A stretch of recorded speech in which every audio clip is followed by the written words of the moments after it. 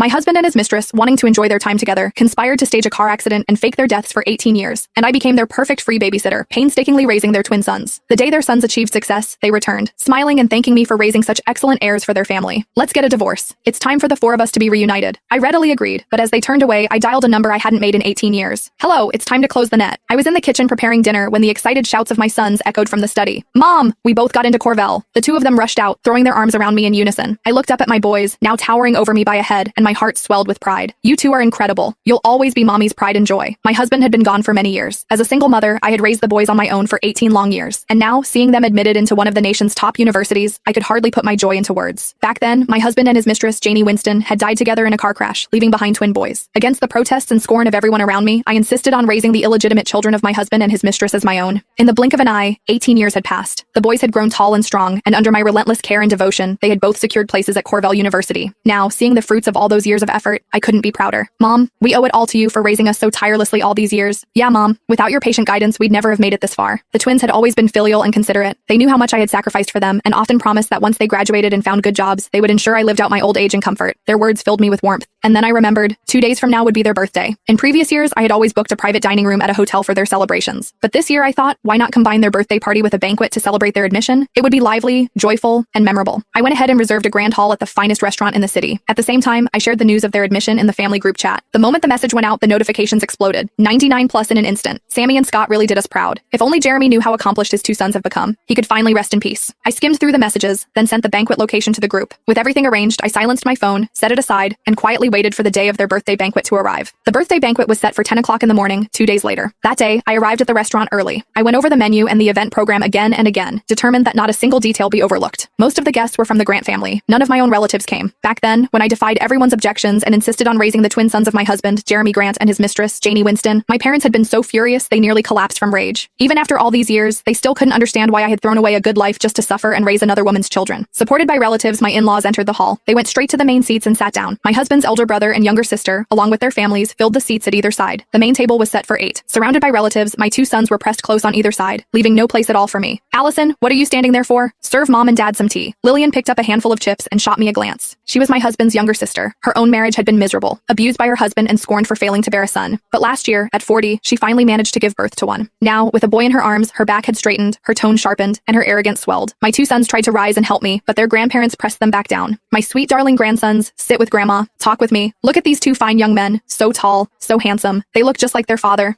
I'd say they take after Janie more, Jeremy's brother muttered. My in-laws shot him a glare so sharp he shrank back into silence. I circled the main table, pouring tea, refilling wine glasses. Finally, unable to bear it,